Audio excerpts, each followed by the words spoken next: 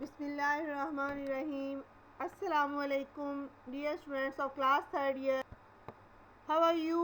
Today's our topic is hiking and mountaineering. It's our 9th chapter, and in this chapter first of all we will see hiking, equipment of hiking, and benefits of hiking, and we will see mountaineering, what is mountaineering, equipment for mountaineering, and benefits of mountaineering. First of all we will see what is hiking. Hiking کو جو ہے وہ دشت پیمائی بھی کہا جاتا ہے.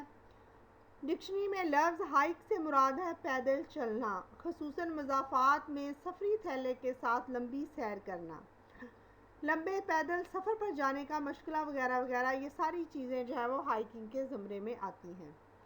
لمبے سفر پر جانے والے کو ہائکر کہا جاتا ہے. دشت پیمائی دیگر سرگرمیوں سے بہت مختلف ہے. اس سرگرمی کے لیے خاص آلات یا مہارت کی ضرورت نہیں ہوتی. ہائکرز اپنا مختصر سا سامان خود اٹھا کر سفر طے کرتے ہیں اور ایسے علاقوں میں جاتے ہیں جو انہوں نے پہلے کبھی نہ دیکھے ہوں. دشت پیمائی میں طلباء کو عملی مشاہدے کے لیے تفریحی انداز میں پیدل چلایا جاتا ہے. دشت پیمائی صحرائی علاقوں میں، میدانی علاقوں یعنی ارد گرد کے مضافاتی علاقوں میں کی جاتی ہے. دشت پیمائی کے لیے جواں ہمت، چاق و چوبند، تندرست و توانا ہونا بہت ضروری ہے، کیونکہ اس میں اپنا سامان ہائکر نے خود لے کر چلنا ہوتا ہے اور اس میں کسی لمبے ٹریک پر، لمبے سفر پر، ایسا سفر جو کہ آپ لوگوں نے نہ دیکھا ہو، وہاں پر جا کے جو ہے وہ ہائکنگ کی جاتی ہے. ہائکنگ کے لیے مقامی گائیڈ کا ہونا بہت ضروری ہوتا ہے، اس لیے کہ ہائکرز کو ہائکنگ کے دوران کسی قسم کی مشکل پیش آ سکتی ہے اور عام طور پر واپسی پر ہائکرز راستہ بھی بھول جاتے ہیں. ہائکنگ گروہوں کی شکل میں کی جاتی ہے. یہ گروہوں کی شکل میں کیوں کی جاتی ہے؟ اس کی وجہ یہ ہے کہ جب بھی ہم کسی نئی جگہ پر جاتے ہیں، ظاہر سی بات ہے کہ وہاں کے راستوں سے ہمیں واقفیت نہیں ہوتی، اور اس لیے کسی بھی پریشانی سے بچنے کے لیے ہم گروہوں کی شکل میں ہائکنگ اختیار کرتے ہیں. ہائکنگ کے لیے جو ہے وہ مختلف قسم کے اقدامات کا کر لینا بہت زیادہ ضروری ہوتا ہے، کیونکہ اس میں جو ہے وہ ایک لمبے سفر پر ہم نے جانا ہے. اس لیے ہائکرز کے ساتھ ضروری اشیاء کا ہونا بھی بہت ضروری ہے. ہائکرز کا طبی معائنہ بھی ضروری ہے. ہائکنگ کے آغاز کے مقام کا انتخاب کرنا بہت ضروری ہے. اس کے علاوہ پہاڑ کی بلندی اور موسمی حالات کے مطابق پروگرام ہمیں بنانا چاہیے.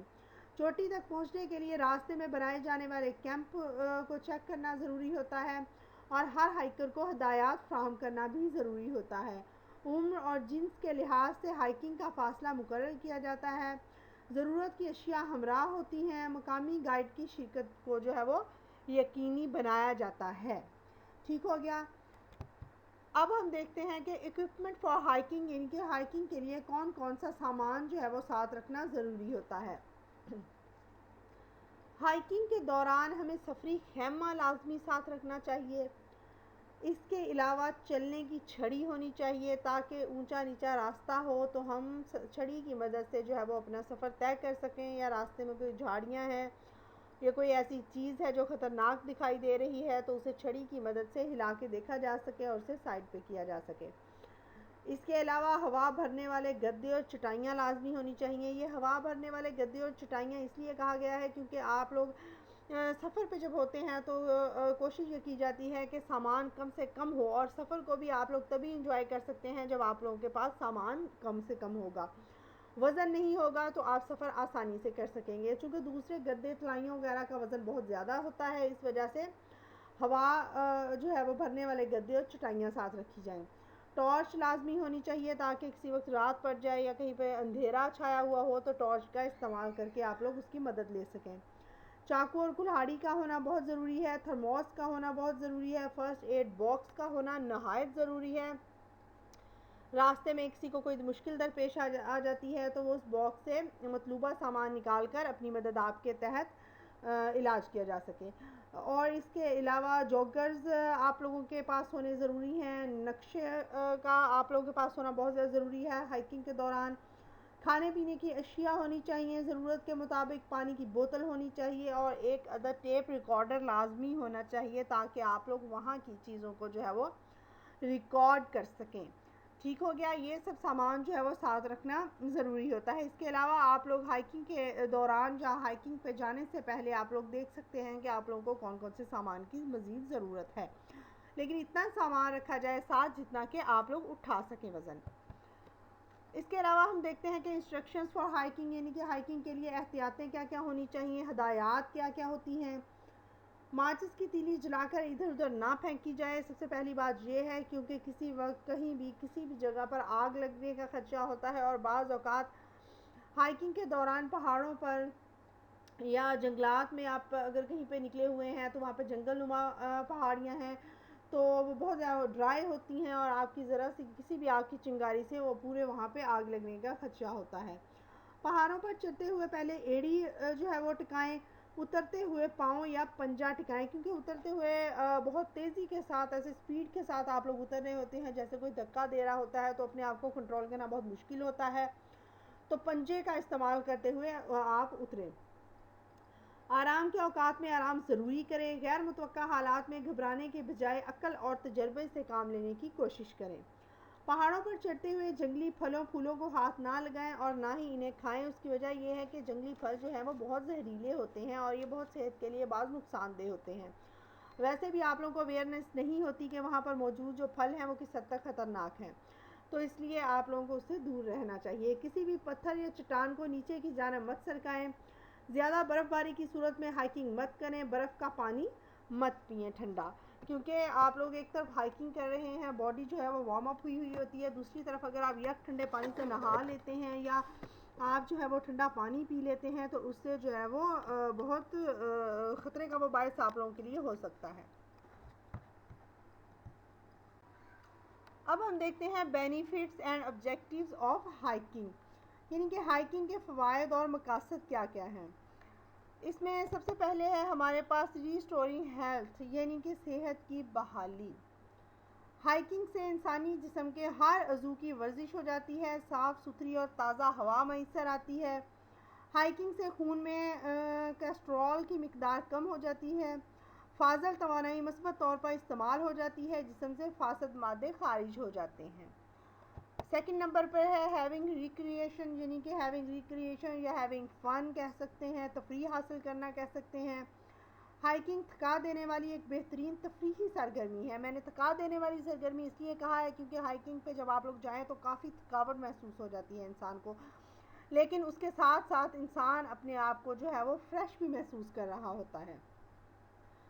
ہائکنگ کے دوران ہائکرز خوش کن اور خوش آور تجربات سے روشناس ہوتے ہیں اور خوبصورت ماحول سے بھی لطف اندوز ہوتے ہیں. اس طرح سے وہ اپنی توانائیوں کو دوبارہ بحال کر لیتے ہیں خوبصورت مناظر کو دیکھ کر. تھرڈ نمبر پر ہے سالویشن فرام انگزائٹیز، یعنی کہ ذہنی تفکرات سے نجات، چھٹکارا حاصل کرنا ذہنی تفکرات سے. موجودہ دور میں آپ لوگوں کو پتہ ہے کہ ہر شخص ذہنی تفکرات اور پریشانیوں میں مبتلا ہے. ہائکنگ کے دوران ہائکرز خوش کن اور خوش آور تجربات سے روشناس ہوتے ہیں اور خوبصورت ماحول سے بھی لطف اندوز ہوتے ہیں، جس کی وجہ سے انسان جو ہے وہ ذہنی پریشانیوں اور ذہنی تفکرات سے آزاد ہو جاتا ہے. خوبصورت ماحول سے جب وہ لطف اندوز ہوتا ہے تو اس کے کام کرنے کی صلاحیت بھی بڑھتی ہے اور انسان کی کارکردگی میں بھی اضافہ ہوتا ہے. Benefits and objectives of hiking میں فردر ہمارے پاس ہے سیلف کانفیڈنس، یعنی کہ خود اعتمادی. ہائکنگ کے ذریعے خود اعتمادی کی خوبی فروغ پاتی ہے. مضبوط اعصاب اور قوت ارادی کے ذریعے ہائکرز خطرناک اور کٹھن پہاڑی راستوں کو عبور کر کے اپنی منزل تک پہنچتے ہیں، جس کی وجہ سے مستقل مزاجی، حوصلہ، ہمت اور خود اعتمادی پیدا ہوتی ہے. ہائکنگ سے نہ صرف جھجک اور خوف و ہراس دور ہوتا ہے بلکہ قائدانہ صلاحیتیں بھی پیدا ہوتی ہیں. اس کے علاوہ سوشل ہارمنی ہے، یعنی کہ جو ہے وہ سوشل ہارمنی کہہ سکتے ہیں سماجی ہم آہنگی.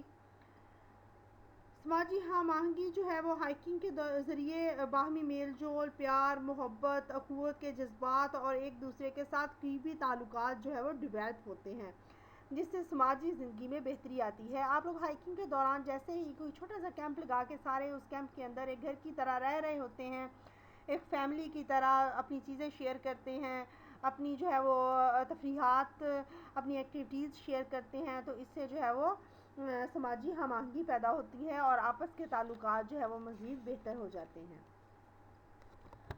اس کے علاوہ ہمارے پاس جو ہے وہ میں آپ کو بتاتی چلوں انکریز انفارمیشن یعنی کہ معلومات میں اضافہ ہوتا ہے۔ دشت پیمائی کے دوران مختلف پودے، پھول، پھل، جانور، پتھر وغیرہ کی شناخت اور تلاش سے بہت سی معلومات میں اضافہ ہوتا ہے۔ انسان جو ہے وہ جب ہائکنگ پہ جاتا ہے تو مختلف قسم کی جگہوں کو دیکھتا ہے، ان جگہوں کی ہسٹری کے بارے میں جانتا ہے، وہاں پر موجود پودوں کو دیکھتا ہے، پتوں کو دیکھتا ہے، پرندوں کو دیکھتا ہے، جس سے اس کی معلومات میں اضافہ ہوتا ہے۔ پھر ہے برڈز واچنگ یعنی کہ پرندوں کا مشاہدہ یا پرندوں کو دیکھنا۔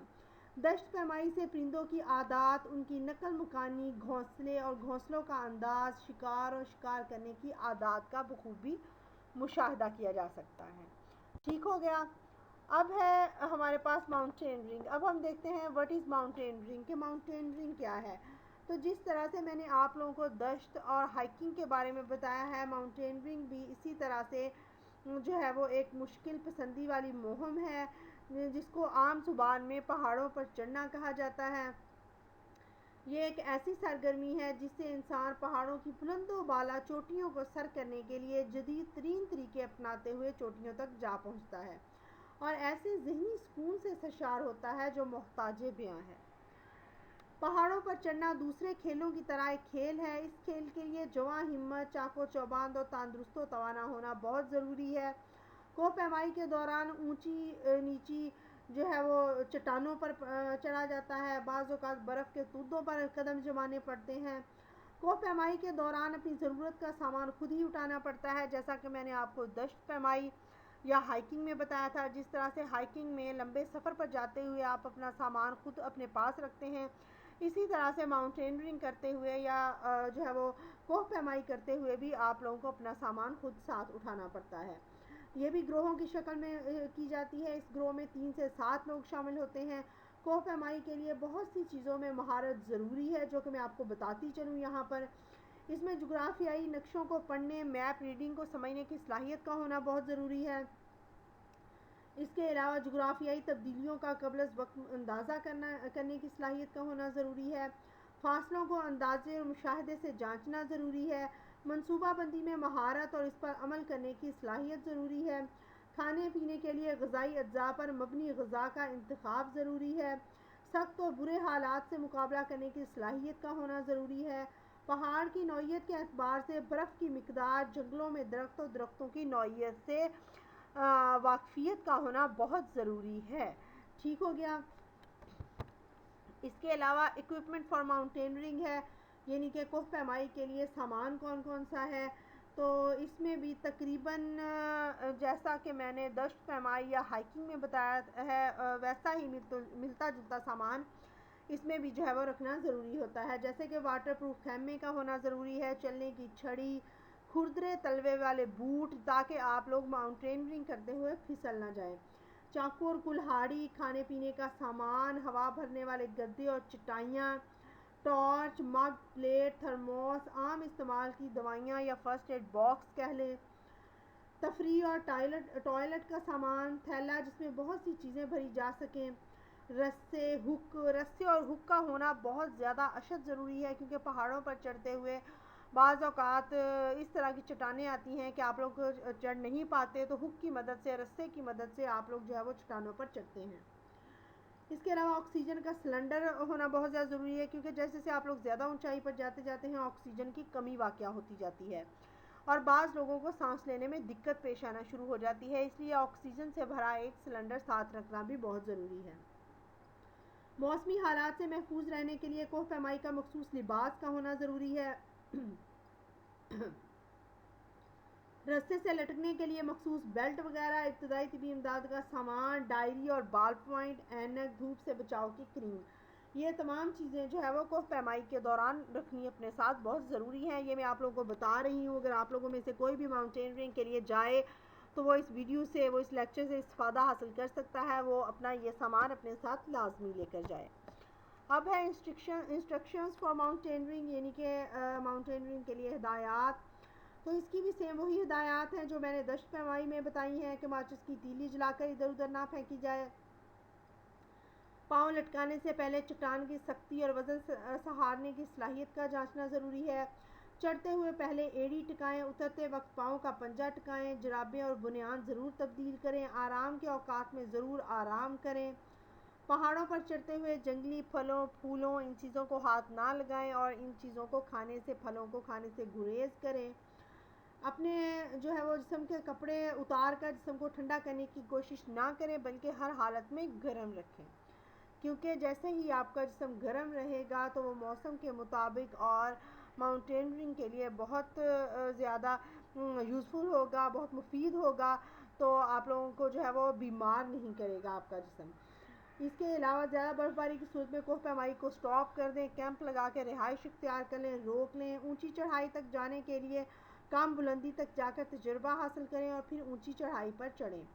برف کا پانی ہرگز نہ پئیں، روزانہ ڈائری معمول کے مطابق لکھیں۔ ٹھیک ہو گیا، یہ تھی ہماری ہدایات ماؤنٹینرنگ کی۔ اور اس کے علاوہ ماؤنٹینرنگ کرتے ہوئے بھی اس کے جو فوائد ہیں وہ بھی بہت زیادہ ہیں۔ اس میں بھی صحت کی بحالی ہوتی ہے، تفریح انسان حاصل کرتا ہے، ذہنی تفکرات سے نجات حاصل کرتا ہے، خود اعتمادی آتی ہے، سماجی ہم آہنگی آتی ہے، طویل معاونت آتی ہے، پرندوں کا مشاہدہ انسان کرتا ہے، شام کی تفریحات ہو جاتی ہیں۔ جب انسان شام کے وقت میں مختلف پرندوں، جانوروں، پانی، آبشاروں کو دیکھتا ہے تو اس کا دل خوش ہوتا ہے، معلومات میں اضافہ ہوتا ہے، مختلف قسم کے پودے، پھل، پھول اور مختلف قسم کی پہاڑیوں، پتھروں کے بارے میں انسان کو وہ معلومات حاصل ہوتی ہیں۔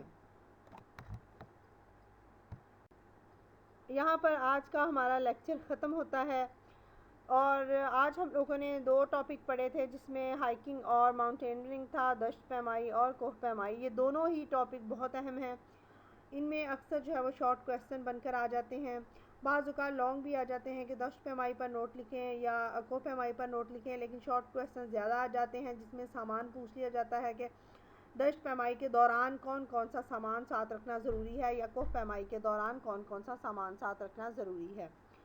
ٹھیک ہے، انشاءاللہ نیکسٹ ہم اگلے لیکچر میں فردر چیزیں میں آپ لوگوں کو بتاؤں گی۔ اسی حوالے سے اپنا بہت خیال رکھیے گا۔ اللہ حافظ۔